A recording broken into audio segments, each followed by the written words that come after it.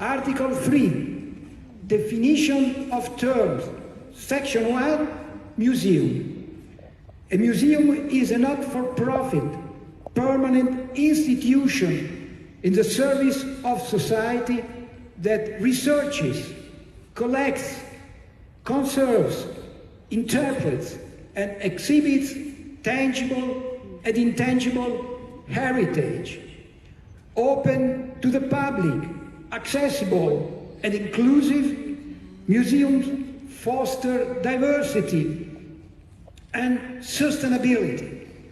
They operate and communicate ethically, professionally, and with the participation of communities, offering varied experiences for education, enjoyment, reflection, and knowledge sharing.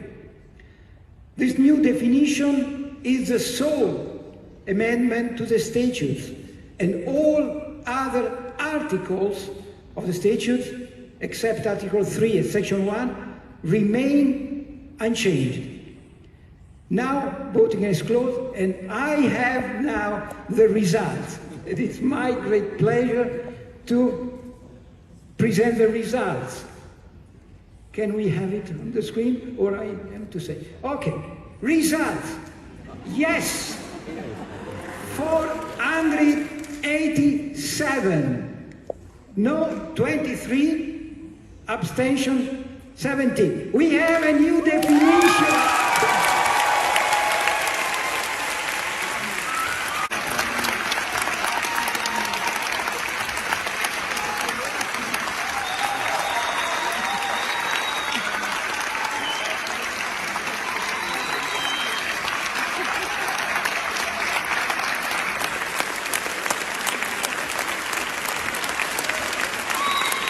It's emotional to see this moment again, and it's almost like we're reliving it after Prague. So thank you for that, Lana. Yes, thank you so much. It really is quite lovely to watch that. Yeah. So thank you so very much for the invitation, Lana, and ICOM Georgia in general, for having us here today and sharing with you what it is that the new museum definition has brought about. We heard Alberto now reading the new definition, and I know that Lana will be sharing with you guys the definition that they're working on in Georgian. But here it is. We're not going to read it again at this point because we just heard it.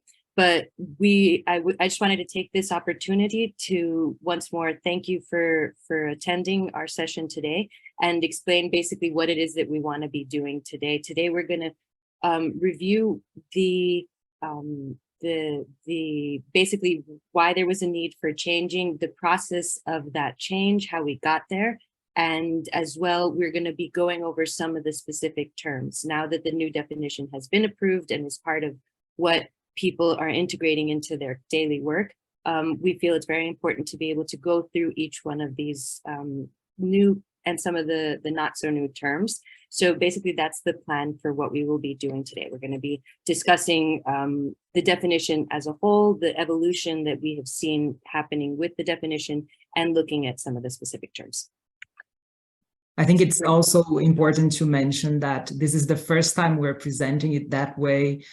We have tailored a new presentation focusing on the terms and the changes. As you can see in this image, the terms in blue are actually the terms that are new, but we are also, like Laurent just said, we're also going to be talking about some of the old terms that are still considered relevant for the ICOM community. But thank you very much for the Georgia committee to give us this opportunity and to give us this time to really try to improve a new form of communication with the national committees and the members, which we plan to continue using in the next phase of implementation of this definition. So we can move to the next slide. Thank you, Laurent. And I would just like to start with this illustration. that we have been using just to show, to remind ourselves how museums have been interpreted in the past. And I always like to say, because this is an interesting image of the Louvre. We have many other artists that in the 19th century and even in the beginning of the 20th century have represented this museum as the most known representation of what we call the traditional museum based on collections. This is the most known museum of the 19th century, but actually we can say that up until the middle of the 20th century, when we talk about museums, and the word museum usually reflects this very kind of museum based on collection with a very, we could say, selective audience. We can even say that there is a little example of mansplaining in the middle, which is also telling of what this museum was in the past. But I would like to move to the second image to talk about museums in the 21st century. So this is also a museum. Even though we don't really focus on collections here, the picture is much more focused on the people. This is the Museum of Removals, which is a community-based museum in the periphery of Rio. This is a museum that tells the story of how the local government tried to remove an entire community for the refurbishment of the city between 2014 and 2016. And so the local inhabitants that resisted this invasion by police and agents of the state, they are now telling the story of this violence. So they use the notion of a museum, and they have collections like the photographs that you can see here, but their work basically consists of communicating this to other communities that are also threatened to be removed. So this is just an example. This is a very complex example, but it shows to us that even though we still have museums like the ones from the 19th century, we have museums that are much different from those. And we could even say that we have many other kinds of museums, like virtual museums or museums that are not physical spaces in any way, which make us feel how hard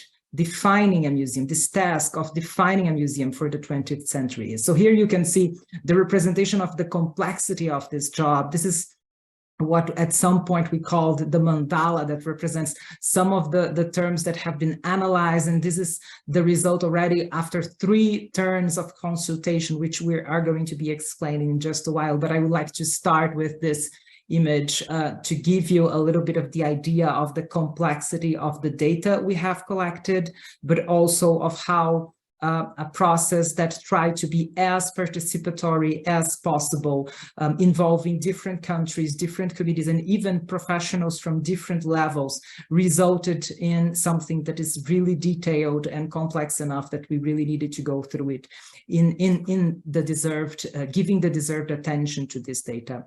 So this presentation is going to be about how complex this process is, but also what we did with this complexity and what we did with the very precious data that we collected from the ICOM committees and members.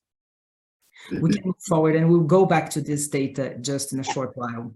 So before we go into the specific process and exactly what was, what took place, we felt it was necessary to discuss with you all some of the concerns that we were facing as we moved forward in this process. Lana had mentioned earlier on a little bit of the many years that went into eventually getting to the definition that was approved last year. And among the things that were questioned was, why do we need a museum definition? What is the purpose of a museum definition, especially in the 21st century when, as Bruno mentioned earlier, museums are so varied, their work is so different and so diverse. Do we still need that in a post-modern world? Do we still need a definition? Is it necessary?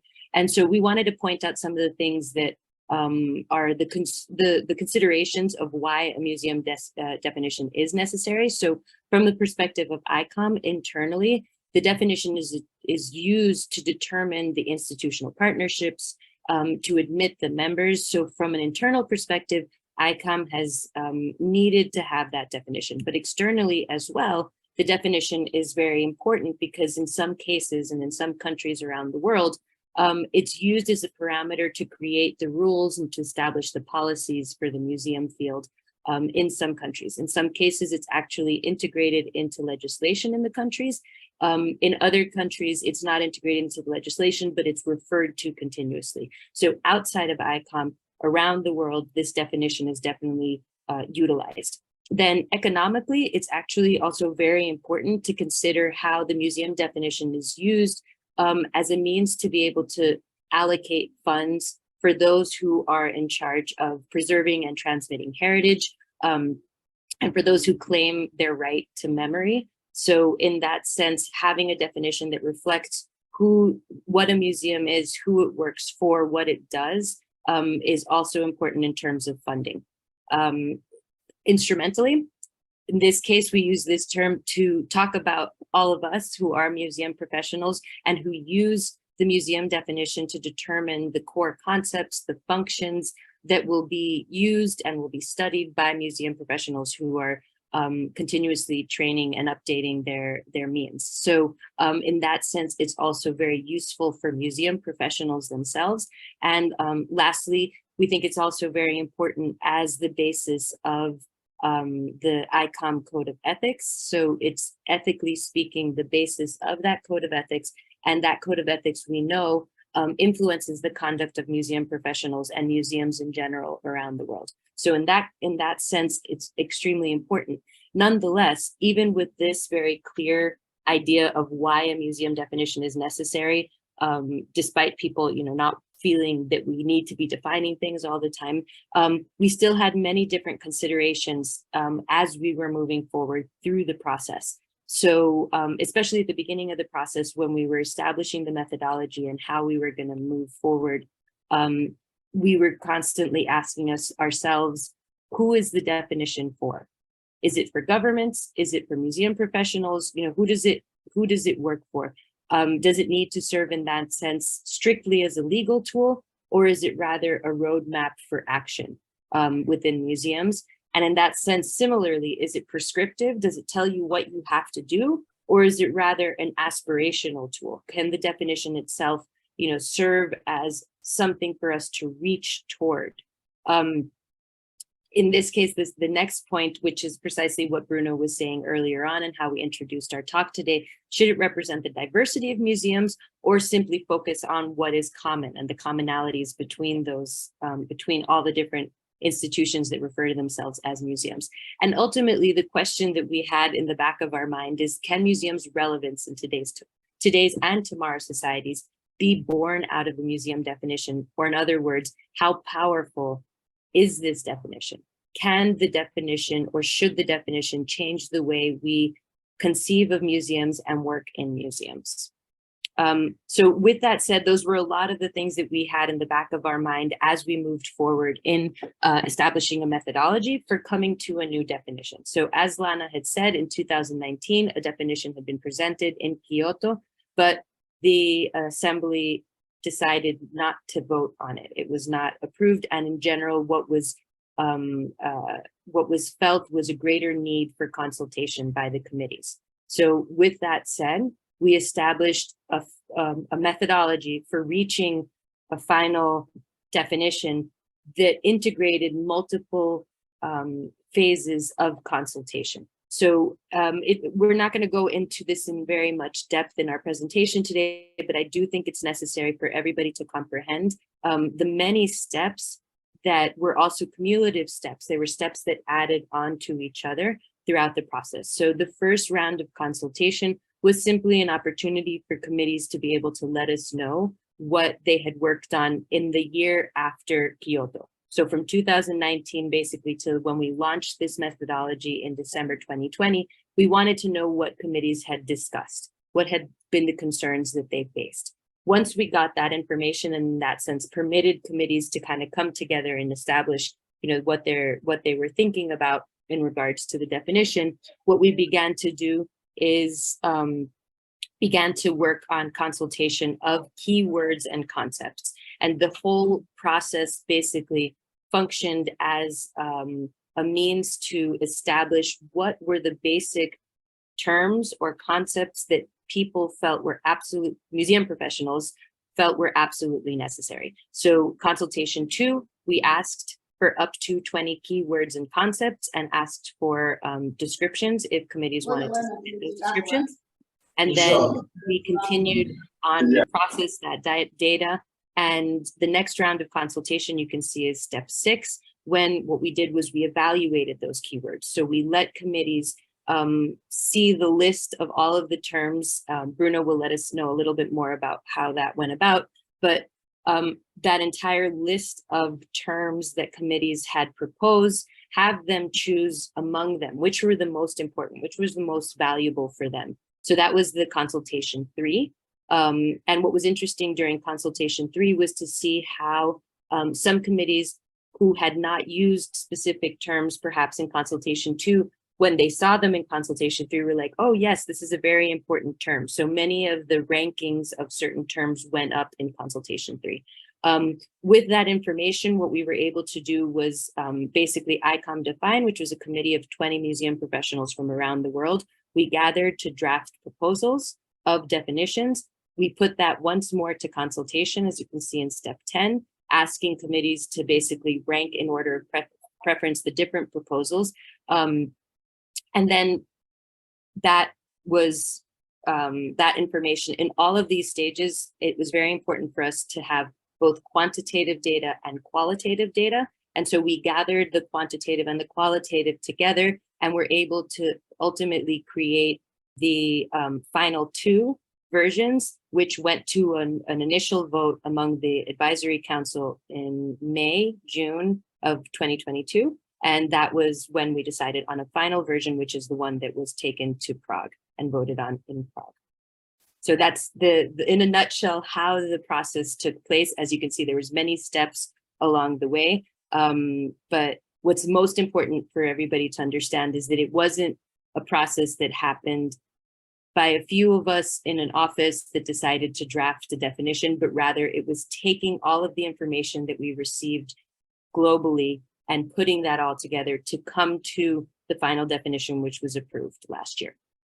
So Bruno, go ahead. It's worth mentioning that all the materials resulting from these 12 steps are available in the member space page of the museum definition. And thanks to the Secretariat and to the very hard work of the members of the Secretariat, we were able to make this available throughout the process, which was also part of our mission to make this process as transparent as possible. We would just like to move on to some numbers to illustrate a little bit, again, the complexity, the length, and how relevant this process was for the ICOM organization in general. So as Laurent mentioned before, we had five global consultations, including the consultation in the General Assembly when we decided in the final definition that lasted for 18 months. Here, just some numbers in terms of the data that we received in consultation 2, when we were asking for the building blocks of the definition, the key concepts and terms, we received a total of 2,085 terms and concepts that were analyzed and reviewed by our data analysts. We had the support of 3 data analysts that worked in English, French, and Spanish. They helped us mainly between consultations 2 and 4, but then after 4, we followed a little bit of what they helped us in terms of methodology and data analysis. And this, of all of these terms, we had 74% of terms that have description. So this shows that we did not only had to work with quantitative data, but also with a lot of qualitative data as well.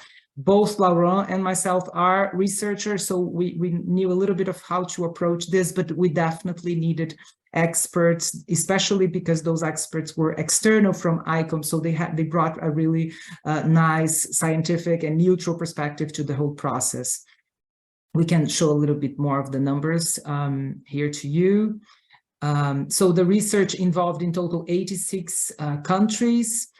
Which represents, this first is very important because in the past, in the history of ICOM, we haven't seen another consultation process that had so much high numbers in terms of participation rate. And here we have, if we consider all the committees, the national committees, international committees, but also regional alliances and affiliated organizations, we have a total of 70.3% of ICOM representatives. And if we look into only the committees of ICOM, excluding the affiliated organizations, because some of them didn't want to participate, we have 76.4%, which is absolutely high in terms of participation rate. Other consultations, just to give you a comparison, had 30% of participation rate, which was considered, prior to that, it was considered a normal kind of participation among committees. So out of that, we gave all the committees an opportunity to participate. In terms of national committees, we had 86 countries that actually responded to our consultations. More than 200 hours of Zoom meetings. We had a lot of work during this period. It's important to recall that most of our work was conducted during the pandemic, and in our different countries, we had faced different impacts of the pandemic throughout this process. But this also meant that we had to recur to technology and to digital tools to work together. And in terms of communicating our data, we had at least 50 webinars in different languages that were either organized by ICOM Define, but mostly organized in partnership with other committees, which is also an opportunity for us to thank you, all of you who were involved throughout this process. We had a lot of national and international committees who asked us to do webinars, and we were really willing to collaborate. Finally, the new definition was approved in that particular moment that was just shown on the video, with 92.4% at the Extraordinary General Assembly in Prague. Yeah, and it's necessary to point out that for there to have been a change, it needed to be at least 66.6% because it's a change in statutes. And we were very pleasantly surprised with the 92.4% going forward. So also these numbers can translate in terms of the representation of different regions and the distribution of participation through the different regions represented within ICOM. This is just looking into the composition of ICOM, considering national committees and regional alliances. As you can see in the first graph, we have the actual composition of ICOM. We see and we know that Europe is the biggest the biggest region represented in terms of number of committees, but also in numbers of membership. But here we are only considering the numbers of committees per region.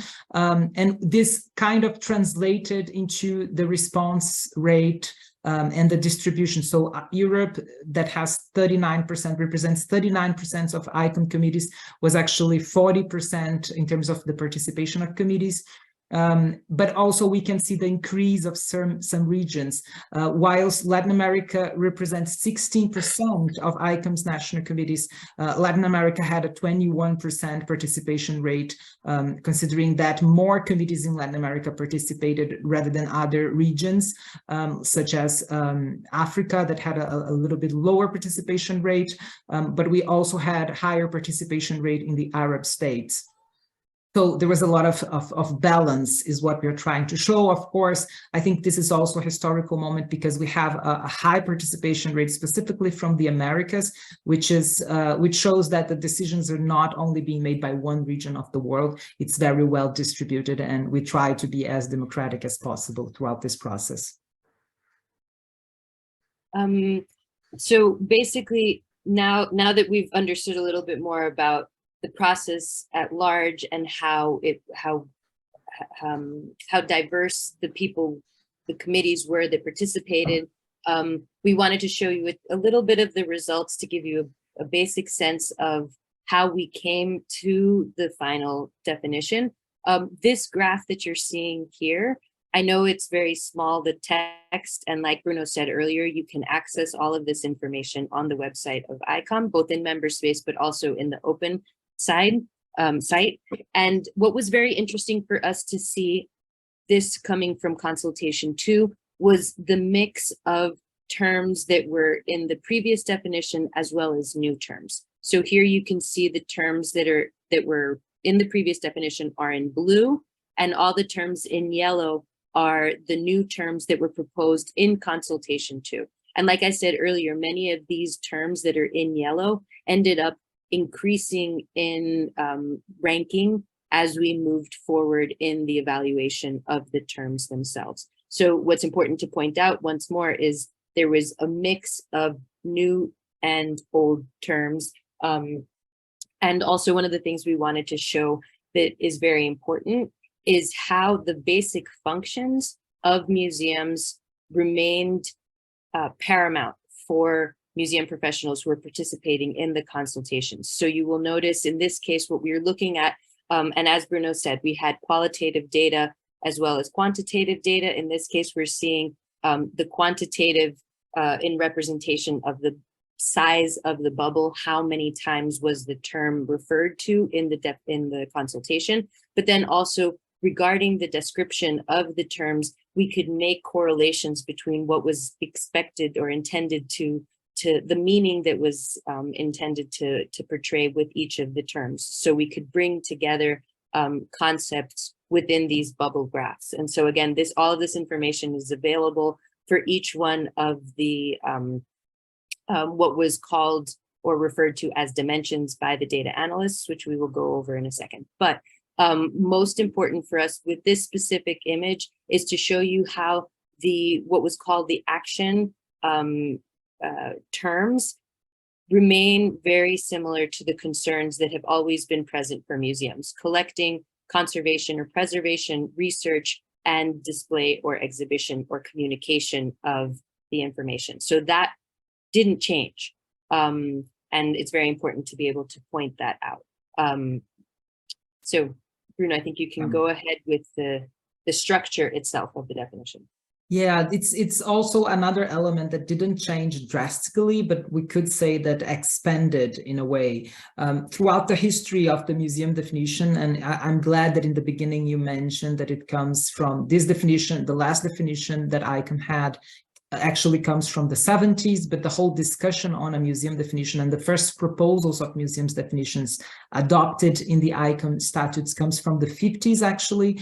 And then I think in the 60s, they're going to become officially in the statutes, but they always had at least three basic elements in their structure. The first one is meaning. And I think we can just show some of the examples. We have always had an idea that museums are institutions, or in the previous definitions, the word establishment was used because it comes from the French établissement, but it also means institution. The idea of a permanent institution is going to be emphasized after 74. But this recalls like what a museum is in the sense of the meaning of what a museum is in terms of legal or bureaucratic, or even its definition in the sense of what the term means in itself. Also open to the public, it's a qualifying of the institution, and not non-profit, which now we are using not-for-profit, which we're going to explain in just a while, are also terms that can be used to define the museum in itself. But also we have the basic functions that, like Laura just said, they have been stable throughout time. We're going to be commenting on some nuances in the new definition, but we can always say that conserving, researching, and communicating have been there somehow in all the definitions that we've had in the past.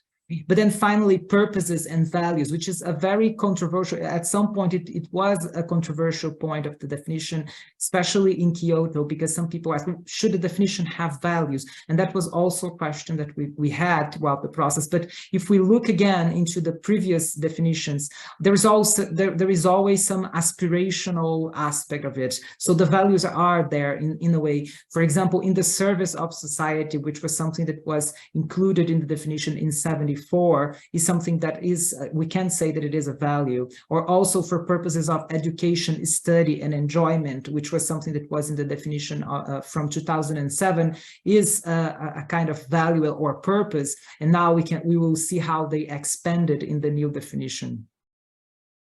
So as Bruno was mentioning, this is the basic, in a sense, structure of the definition previously. But what expanded, as he mentioned, within the new definition was realizing that we had different dimensions, what our data analysts referred to as dimensions, and we kept using that term, which is basically considering, what is a museum? What qualifies a museum? How do we qualify? How do we describe that entity? And then what does a museum do? So what is their actions? What do they take place? What do they act upon, right? So what are the objects that they work with? And then what happens as a result of that action on those objects? So what are the experiences that people have at museums? Who are we working for? What is the relationship that we have with the people that we are serving? And ultimately, what are the values that are being promoted or integrated into the work of the museum? As Bruno said, originally, the issue of values was actually a very a big concern among many professionals who didn't know whether or not values should or should not be part of the definition. And that was something that we can say that ICOM Define didn't make a decision about. It was the respondents of the consultation that decided that for us. And what's really interesting here to point out is simply that 96% of the respondents within consultation 2 said that yes, they referred to at least a term or more that referred to values. So as you see, this is the analysis that the data analysts provided for us of the different dimensions, but we notice how much more complex it became from this previous structure, the previous structure of meaning, basic functions, and purposes, to having these different components that are a bit more complex. So with that, those changes, structural changes, the process, this was the definition that we came to. And now what we want to be able to do is refer to some of the specific terms, to take some time here, because we haven't had the time in previous webinars in the past years to really go into some of these terms.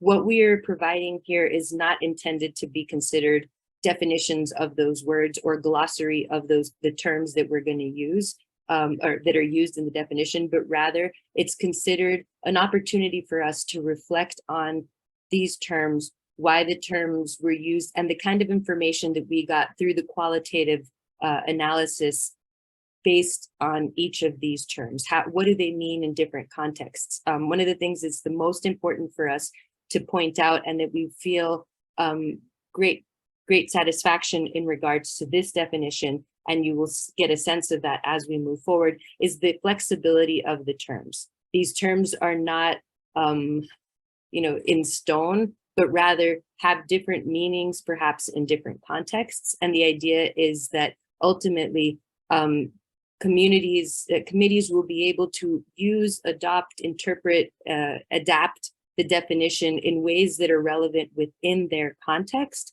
But at the same time, we hope that they will also be inspired with how committees and museums are interpreting these terms in other contexts. So that the multiplicity of meaning that some of these terms have, and that kind of adaptive nature that they have, are actually something that we feel are a great strength. So we're going to move ahead with considering some of the terms. Go ahead. Yeah, I mean, it's important to say that we're doing here a reflection on these terms that is based on the data, like Laurent just said, but also in the fact that we didn't want to define these terms. It's not like we're looking for a definition right now, but as we move forward into a stage of implementation of the definition, we want to see how these terms can be used in the different realities represented within the diversity of ICOM committees. So we can move to the first one that we will like to comment on, which is institution. And some of these elements that we're bringing here, we have just written down for an article that's going to be published in the ICOM Museum International Journal, so you can consult it there. It's about to come out. There is a lot of more commentaries there as well. But we would like to say, for example, in the case of institution, which was a clear term that in consultation 2, we had 80% already, actually in consultation 3, we had 80% of the committees that said that museums are institutions. And in the case of this dimension, the entity dimension, we had to go with one term only, because museums needed this one specific term to define what they are.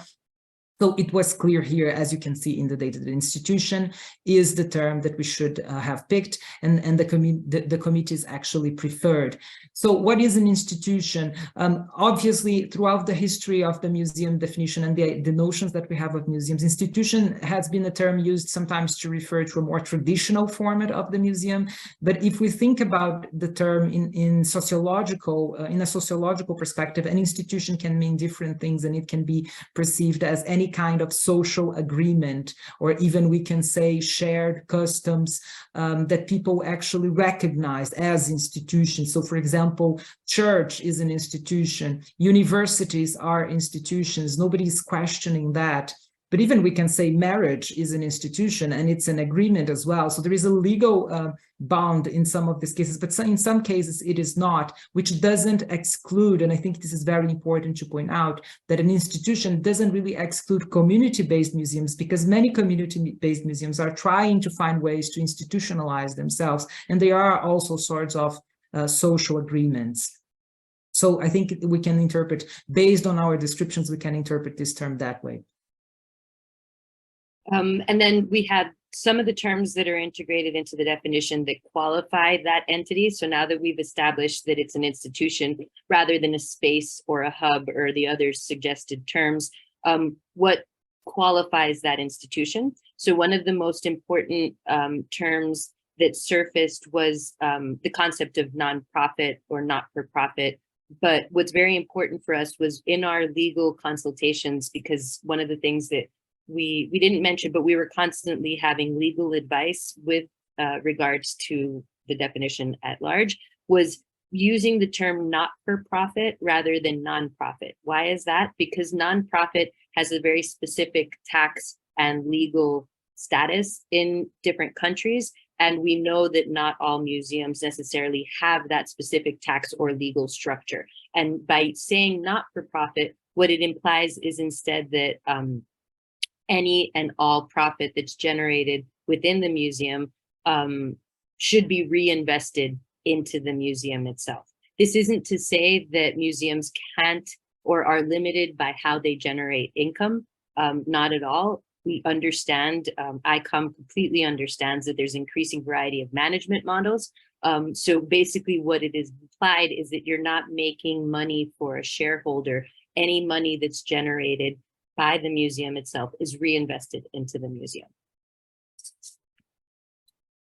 Yeah, here, once again, in terms of the permanent, which is also an entity qualifier, this was a term that was very much discussed by us in the committee, and we received different approaches to that in our data, different descriptions and opinions from committees. So we also needed to discuss this, and we had our legal consultants to help us with that.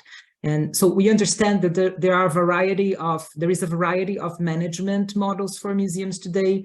And again, if you think about museums that are related, that are public, that are private, community museums, the idea of permanence is going to be different for each of them. But we have here a common understanding that is both political but also legal. So politically, this notion allows museums in a constantly changing world to claim from long-term sustainability and maintenance. So we can see many museums, there are community museums or there are experimental museums that in some way they need to defend themselves as permanent institutions in order to survive in the long term. But also legally, it refers to the perennial nature of such entities or institutions, which are meant to endure within a specific social and judicial framework, which means that permanency is not something that makes us feel that museums should last forever, but nothing lasts forever, but understanding that in a rapid changing world, the idea of a permanent institution can actually guarantee some stability for museums. And that's why this term ended up being included, because it's important in that way. We wanted to point out the term research. Research was one of the top ranked terms in consultation 2. It was the top ranked term, and it was the second top ranked term in consultation 3. So research was felt to be absolutely of utmost importance. As such, we also integrated it as the first of the action terms within the definition. So you will notice that research is the first of those functions. And why was that? It was particularly because within the discussions of the committee, besides the fact that it had such a high ranking, was also the fact that research informs all the other steps along the way. So it informs collecting, it informs the process of conservation, it informs the interpretation and exhibition.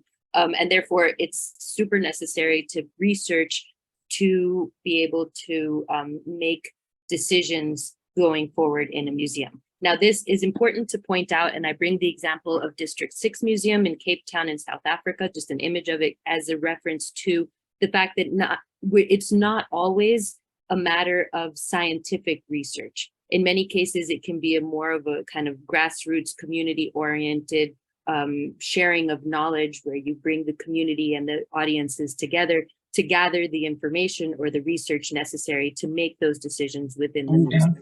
So it's not necessarily always scientific. It can be this more community-oriented process that is important, of course, taking into consideration the fact that not all museums, eco-museums or community museums have specialists who are researching, but rather the process of research can be more, perhaps we can say more community-driven.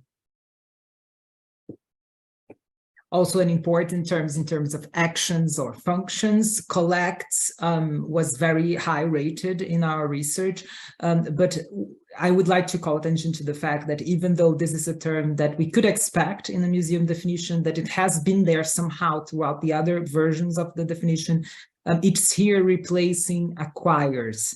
So we're no longer saying that museums acquires, and one of the reasons for that, this was also a discussion, but obviously the members preferred collects, so we were trying to understand why, and one of the reasons was the fact that acquires actually has a legal implication, which means that for many countries, when museums acquire something, they are actually constituting collections. For example, for national museums, in the case of some countries where legislation is very strict, like France, for example, or even some museums in some countries in Latin America, like Brazil, legislation would say that if a museum acquires something, this cannot be taken away of the museum. This cannot be alienated. So to acquire, it's not necessarily a reality to all the museums, because it means that museums actually hold collections. Some museums might just collect for an exhibition or for a specific project and not necessarily have collections. So collects, in the sense that we have grasped here in the research, is actually a much more open term and fluid term, and it can even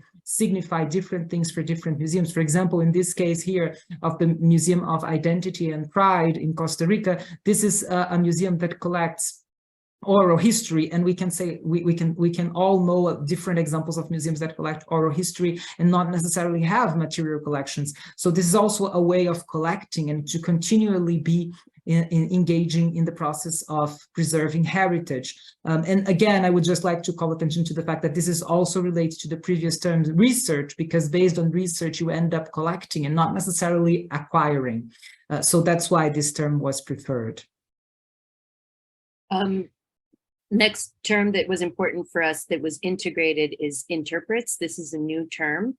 Interprets being integrated into the definition implies that there's multiple perspectives, or it enables us to consider that a museum has the opportunity to take multiple stances, or that the stance that they take toward the information that they are presenting to the public is just one of many different ways in which they are transmitting information, so that there's no single truth. By using the term interprets, we enable the audiences, the source communities, and other social groups to inform the processes that take place within the museum, and hopefully and ultimately inspire new ways of telling stories within our museum. So here, the image that we've brought is from the Musée d'Orsay in Paris. And what was interesting in this exhibition that took place was it was an exhibition of work by grandmasters, by French grandmasters, but it was focusing on Black models, which was a different way of interpreting the same work that they've been exhibiting for many years. Also, the notions of tangible and intangible heritage that have been preserved. Actually, this is something that was changed in the 2007 definition, where the idea of intangible heritage was included in the definition. And we, based on the data again, the members and the committees decided to keep this term because this differentiation actually indicates the importance of considering not only the tangible, but also the intangible heritage. And this has a lot to do, obviously, with the UNESCO Convention for Safeguarding the Intangible Cultural Heritage, which is a document from 2003 that was also very important for museums. But beyond this document, when we talk about intangible heritage, it means that we are considering all the diversity of cultural heritage spread around different countries. And we know that in some regions of the world, the intangible heritage is much more rich and diverse rather than the tangible heritage. And so this has also to do with other terms in this definition, such as diversity and inclusivity.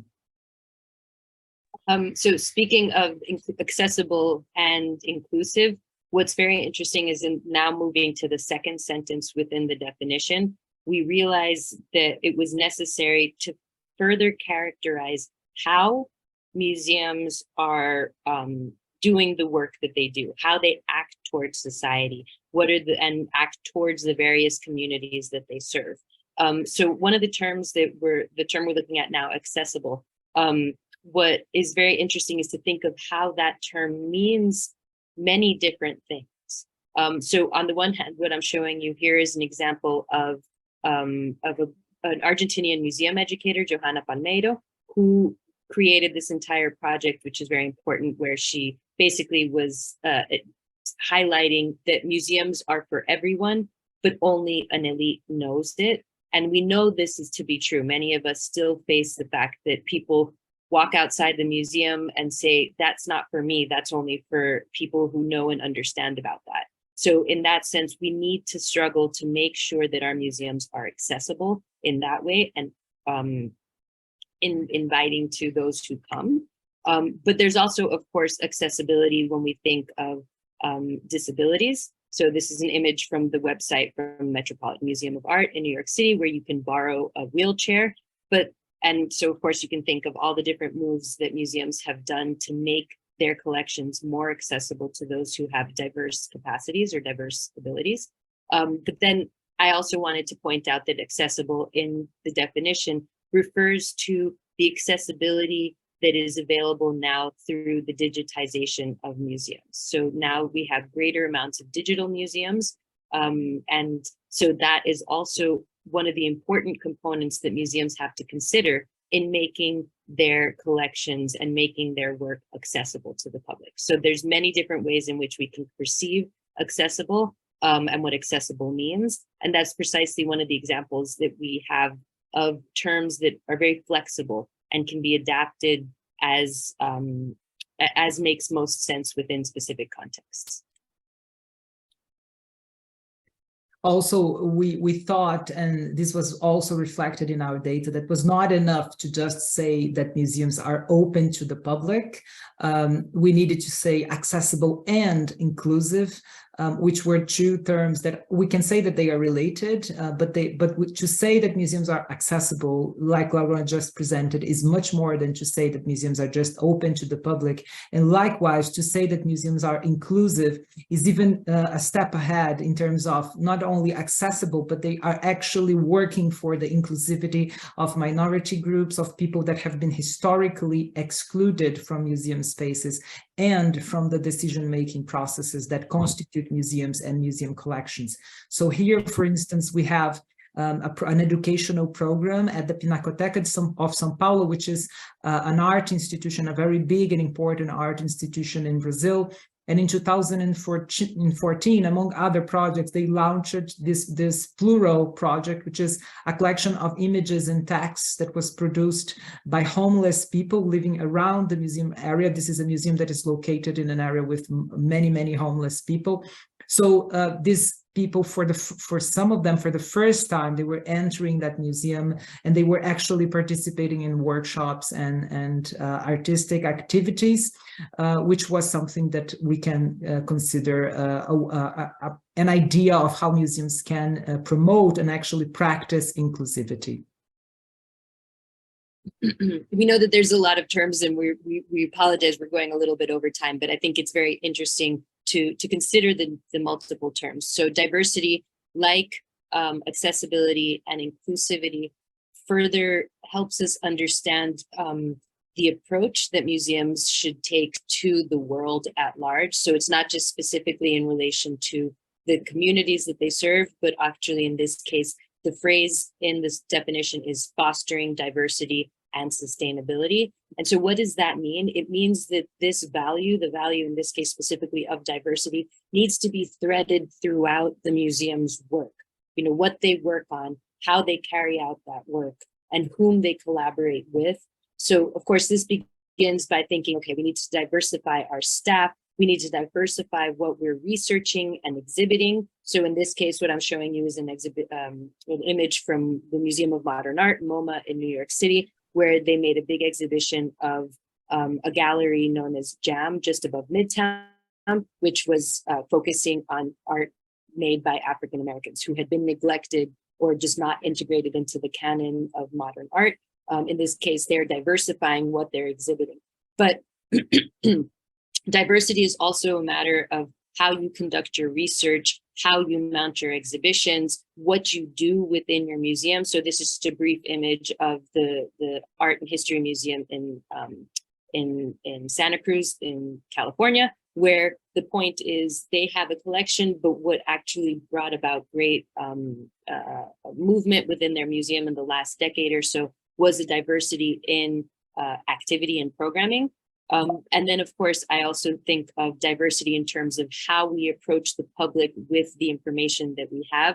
So I bring this image, which is from the National Museum of Colombia, which shows, you know, different ways. You can see in the background wall text, which is very traditional way, but then we see a screen here. And so some of these people who are at the museum are taking a look at the screen. We see the young boy who's playing with these different interactive elements. So when we think of diversity, it's not just a matter of we want to have a diverse public, or we want to diversify our staff, or we want to diversify what we're exhibiting, but it's also a matter of all of the entire approach that we take within the museum. We have to think about it diverse in a way that is, you know, diversity in terms of how we mount the exhibitions, diversity in how we approach the public, diversity in what we wish to communicate and how we wish to communicate that. So diversity is extremely important.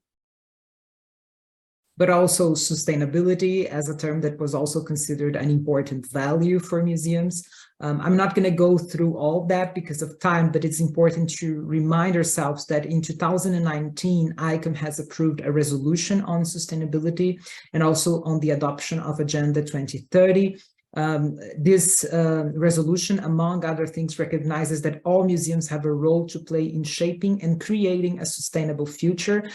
We can say here that this is also a perspective that allows us to recognize how the present time and the museum definition as well are actually portraying a museum that is much more proactive than the museum that we imagined in the previous centuries. And the sustainability and the goal of sustainability is one of its main important values. But we all also notice that in different countries, sustainability can mean different things. So we would just like to bring this up, some examples. We could go on and on about that, but we won't. But just to say that in some contexts of the world, sustainability can mean social sustainability in the sense of engaging people in processes that are also connected to the environment, but not solely connected to the environmental issues. For example, here in the Eco Museum of Amazonia, in the northern region of Brazil, in Belém, this is a museum that is actually based in a school, a local school that has that is located in the middle of the rainforest, or very close to the middle of the rainforest in the Amazon region. But mostly, this museum allows the engagement of communities and the value of community heritage, of intangible heritage, to be transmitted for future generations. And also, obviously, this heritage is completely connected to the natural environment. So this is an example of social sustainability being practiced, but we could also think about economic sustainability or also environmental sustainability. And these are kinds of approaches that have been adopted in different museums around the world. For example, the Natural History Museum of London is developing several projects connected to how their audiences should respond to a need of thinking about sustainable ways to live in this world, especially considering environmental sustainability. So as you can see, sustainability can really be applied to museums in different ways. When we talk about economic sustainability, for example, many museums are using this term to reflect of how they can sustain themselves in terms of getting fund to maintain their activities.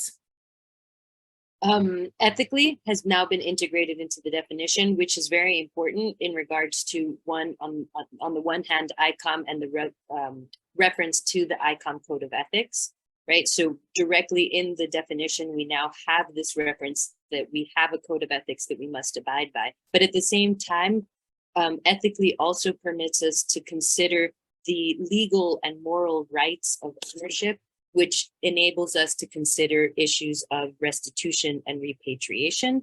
Here we see the signing of the repatriation of 29 Benin bronzes from the Smithsonian to what will eventually be the Museum of West African Edo Art in Benin City. And at the same time, besides being able to talk about repatriation with this term or through the term of ethically, it's also very important for us to consider that it implies that we need to have respect towards all living beings. We need to be constantly respectful also in the way that we communicate with our public.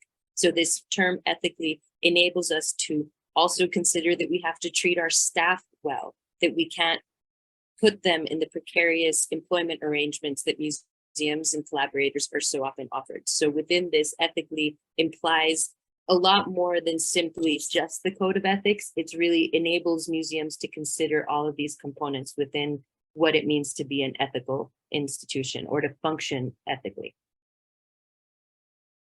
And I was going to touch on this term as well, which the term professionally is very important because it doesn't necessarily mean, and this has been a concern for many people, especially in regions like Latin America, where we don't have that many titles that you can get at university for museum workers. So when we say professionally, it's an adverb, which doesn't imply you have to have a degree or you have to get paid a certain amount of money, but rather what we aim to mean by professionally is the approach that museum collaborators take toward the preservation, the preservation of heritage. And we wanted to just point out the term that was brought up by ICOM New Zealand in consultation 2, which we thought was a lovely concept, which is Kaiti Akitanga, which is basically this concept, an indigenous concept of caring for collections, of recognizing the living nature of taonga or ancestral treasures. So it's a matter of how we show respect and concern for the task of stewarding our heritage into the future. So rather than it being like, oh, you need a degree in museology to work in a museum, it's not about that. It's a matter of how you approach the work that you do in the museum. And also moving beyond ethically and professionally, this definition also says that museums should communicate and operate with the participation of communities. This was a very high point in terms of our data because communities was a term that got over 90% of votes in the consultation number 4. And here we can say that many museums today, not only museums that are community-based museums, are working with communities. Even big national museums or private institutions around the world are now working with different kinds of communities, not only to communicate or to create exhibitions, but in terms of their inherent process, such as documentation, conservation, etc. So here, for example, we have the Colombian Museum of Memory, which in their website reports on the participatory workshops with LGBTIQ victims of the country's armed conflict that in this case helped to more inclusively document the crisis. So This has a lot to do with the fact that this definition proposes a more horizontal interpretation of museum work, where it's not just the curators or the professionals that are dictating what museums are doing and how they're documenting, but they are constantly finding ways to work with different communities. Varied experiences. This is a really important concept that's been integrated, because now basically the idea is that museums can be much more creative about their programming, much more creative about the way they approach the public. In this case, specifically, we're looking at an image of the Jade Museum here in Costa Rica, where I am at, where museum staff and volunteers were standing outside and creating kind of listening stations in the middle of downtown San Jose, the capital. So in a sense, providing a space for well-being to happen in a museum that is, generally speaking, a pre-Columbian museum, a museum of pre-Columbian jade objects. So varied experiences we also refer to, and we saw this during the COVID pandemic, how many museums became vaccination centers, became distribution centers of goods in moments of crisis. Museums can, foster joy, they can create discomfort, they can create awareness, they can be a place that's fun, they can bring families together, they can be a space of dialogue, they can be a space of creation or creativity. They're, for many people, safe havens. They're places of meditation and well-being. So in this sense, all of museums, their established functions can be seen as potential means to the varied ends of what a museum can do today. So in that sense, it opens up the possibilities of what museums can do and be today by enabling them to provide the public with varied experiences.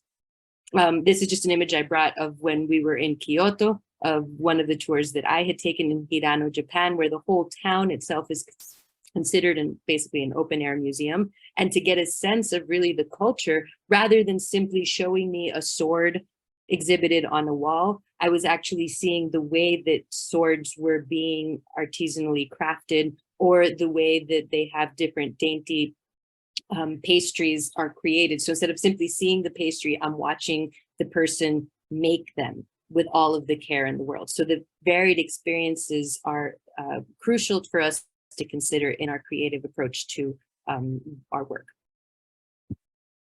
Also, education is a very important term. As you know, it has been widely debated throughout this process. And ICOM even has a committee, an international committee for cultural action and education. But here we would like to show you how this term was considered during this research. It's important to mention that education had 72% of votes in consultation 3. And here it's related to other interesting terms such as knowledge, transmit, share, learning, and enrich.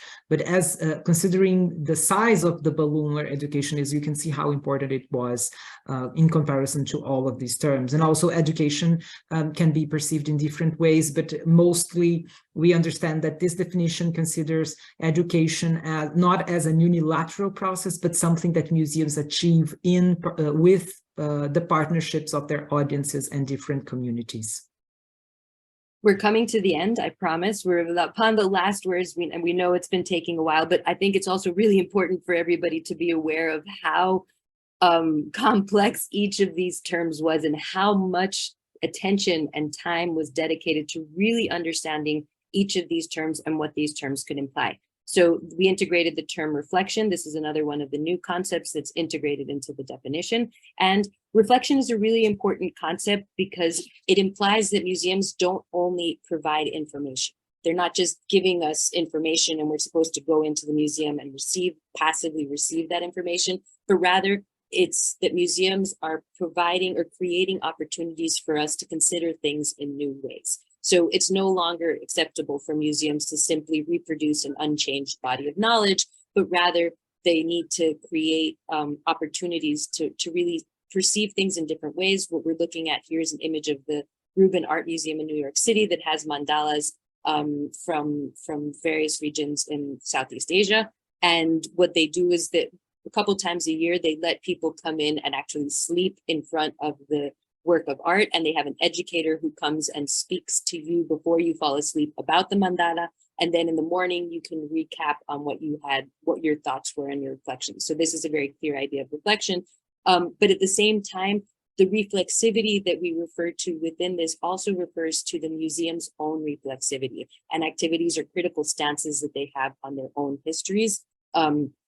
Today, we know how important decolonization is. We're aware of the political role of the curator. And so we realize that more and more museums are being reflexive about their own histories. In this case, we're seeing a seminal example by Fred Wilson, where he created a cabinet of metalworks for the Maryland Historical Society. But what was really interesting was integrating into the metalworks cabinet shackles for slaves, slave shackles. So it's making reference to the slavery that was what enabled the wealth that slave holders or slave owners could have to have these beautiful silver objects in their homes. But of course, this is a way that we can expose, you know, museums are every day more aware of exposing the connections that they have to colonial past. And we see that also the queering of collections is happening every day more. So no longer are collections simply being presented as neutral, but more and more museums are starting to take that kind of reflexive attitude toward their collections and toward what they're presenting. And now coming to our last term in the definition, which is very, very important for us, which is knowledge sharing. And here we can say that the definition really removes the historical verticality of the museum as the bastion of knowledge. And it really proposes that knowledge and meaning is constructed through exchange and dialogue. So we can see that many museums are now implementing horizontal relations with different communities. And this, as I mentioned before, with the participation of communities, is something that is happening everywhere. Here you can see the Maasai Living Project, Living Cultures projects by the Pitt Rivers Museum, which was very well disseminated in 2020, but it's actually an ongoing project that is still happening in the museum, where the members of communities are helping the museum to document very old collections and also to get new collections and to interpret collections in a different way. We also have an example in Brazil that it's happening right now, where a sacred collection was repatriated to a community through the work of a national museum, the Republic Museum in Rio. In order to document and to conserve and to actually give new interpretation to this object that are sacred for various communities, the museum is now working with these sacred communities in order to preserve these objects in a different way. So this is really very important for this definition, to talk about knowledge sharing, not just because this is important for museums, but because this is something that is already happening everywhere. So most of these terms, and that's something we needed to really consider here, are actually reflecting on things that are happening. They are not proposing new things for museums. They are not saying that museums should do things that they are not doing already, but they are really, really reflecting the reality of museums as we see them today. So thank you for this opportunity to go through all of that. And yeah, Laura. And ultimately, we just wanted to show the definition one last time, because we hope that as a result of having listened to us, which we know we extended our time, but having listened to our entire presentation, this text that you see before you, the new museum definition, you will be able to consider it in a more profound light, perhaps than before. So thank you so very much. Feel free to reach out to us at any time. And we are, as Bruno said earlier, in the process of implementing, so we are happy to do any any activities that you may need in other committees and so forth. So thank you so much.